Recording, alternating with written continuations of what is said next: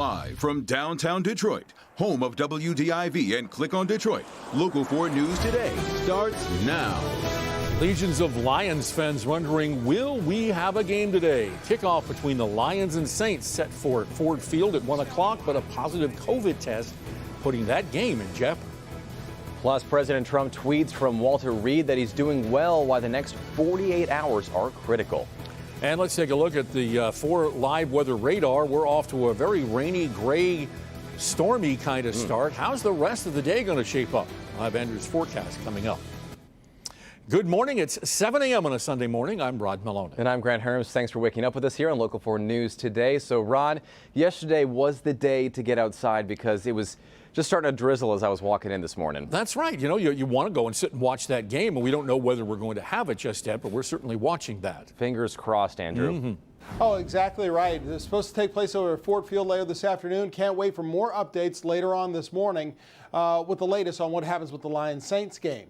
No matter where you are in Southeast Michigan, indoor activities, whether it's watching a football game or doing anything else, certainly a good idea for today because a conveyor belt of moisture is set up since overnight. We've got sprinkles and light rain continuing to dot the landscape as we go through this morning. More moisture off to our west as well. Now, it's not the heaviest rain we've seen here in Detroit and Southeast Michigan, but you always want to be careful on wet roadways. The rain is more persistent and widespread from Watertown up in Sanilac County, also the town of Peck. Same thing in Crosswell, down through portions of St. Clair County, including Capac and Emmett, and right here in Detroit and Southeast Michigan.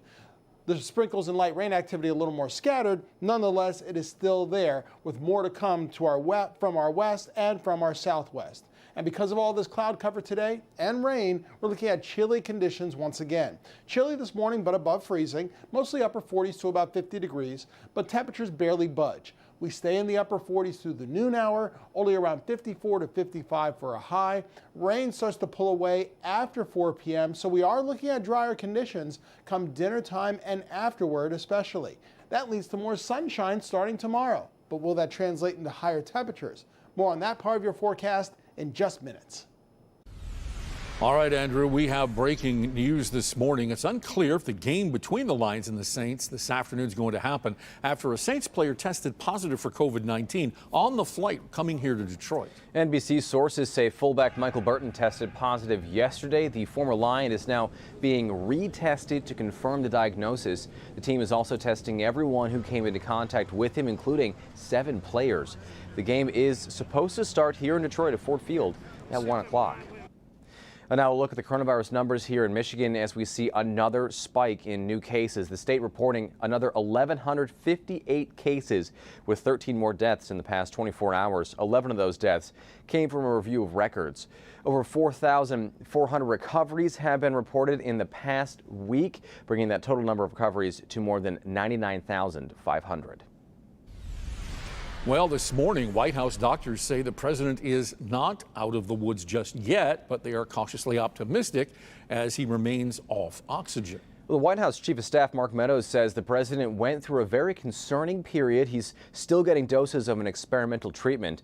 Democratic presidential nominee Joe Biden says he will get tested again today. He took 2 tests on Friday that were both negative. And former New Jersey Governor Chris Christie, who helped coach President Trump for last week's debate, checked himself into the hospital hours after he announced he'd contracted the virus. He says he's only experiencing mild symptoms, but went to the hospital because he has asthma. A senior administration official tells CNN it's highly likely the Republican outbreak of this virus happened last weekend at the president's Supreme Court nominee announcement. At least 7 people in attendance have tested positive, including Christie and Kellyanne Conway. And President Trump has made substantial progress since his hospitalization for COVID-19, according to his doctor. As the president receives treatment, he spoke to the nation. Emily Schmidt is at Walter Reed Medical Center with more. The White House has released 2 separate photos of President Trump working inside Walter Reed Hospital. This, in addition to a 4-minute video message that he tweeted, seemed to suggest that they want to show that even though with COVID nothing is business as usual, even with COVID, President Trump is very much in charge. Flanked by flags, President Trump spoke to the nation from the hospital. I came here, wasn't feeling so well. I feel much better now. We're working hard to get me all the way back. I have to be back But the president's chief of staff warns he's not out of the woods the next 48 hours or so. According to a White House official, the president received his first positive coronavirus test result on Thursday after returning from events in New Jersey. Later, a second test confirmed the diagnosis. Then Friday morning, the White House chief of staff says the president's condition deteriorated.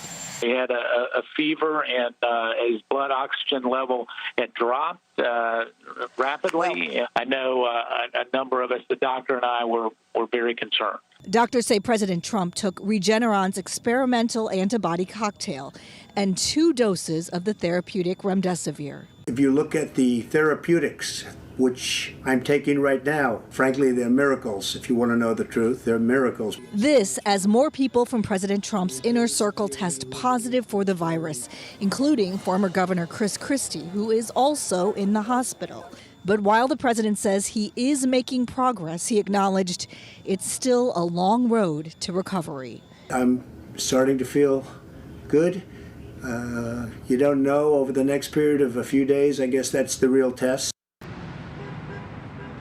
Everyone knows that COVID can affect every patient differently, and that is why, even as Saturday ended with more optimism than it began and a more unified message, the biggest message right now is that everyone says things could change again in the next few hours or even over the next few days. That's why the watch will continue very carefully at Walter Reed. Reporting in Bethesda, Maryland, I'm Emily Schmidt. And to show how interconnected we are, Michigan Senator Gary Peters says that he was tested for the virus yesterday. The results were negative. Peters serves on a committee with a senator who tested positive during the week. He'll quarantine for the next 10 days. Well, this morning, the Oakland County Health Department is issuing a new order requiring masks in any public places. The order requires wearing masks or facial coverings when Oakland County residents leave their homes. County officials say additional health orders may be issued in the coming days with regard to capacity at bars and restaurants. In a statement, County Executive Dave Coulter saying in part, we've come too far to backslide now. Well, today is the third day Detroit buses are not running as talks continue between the Detroit Bus Drivers Union representing the DDOT drivers in the city. Now, drivers walked off the job on Friday saying that their safety is at risk, demanding more protections. The situation sparked by the firing of driver Jerome Dillard. Now, bus video captured a confrontation between Dillard and a rider who refused to wear a mask. And when the rider removed a chain put up for social distancing, the driver started punching him. He snatches the chain in an aggressive move. He then stands over the driver with his fist ball. If you slow it and stop it right there, he's standing over there. You're not going to move the bus? And at that point, yes. I mean, how much do I have to take before I defend myself? I got to tell you, I'm disturbed by the response. It wasn't go back to your seat. It wasn't stay back behind the line. And I think the steps that DDOT have taken to date are appropriate. Dillard is suspended. The union says he was fired, and the city is threatening to take the whole thing to a judge to get an injunction to order those drivers back in the job. For now, the Smart Bus System has agreed to pick up some of the routes in Gratiot and Woodward Avenue. There is a 2 p.m. union meeting scheduled for this afternoon. In Decision 2020, Bernie Sanders is coming to Michigan this week to campaign for Joe Biden. Sanders will be in Michigan tomorrow. The Biden campaign says Sanders will speak to college students in Ann Arbor and then host a drive-in rally in Macomb County. Well, still much more to come on Local 4 News today, but first let's check in with Andrew once again. Thank you very much, Grant and Rod, and good morning, everyone. We're waking up to wet conditions with more rain on the way. How long does it stick around for today? What about this week? That with your 7-day forecast in just minutes.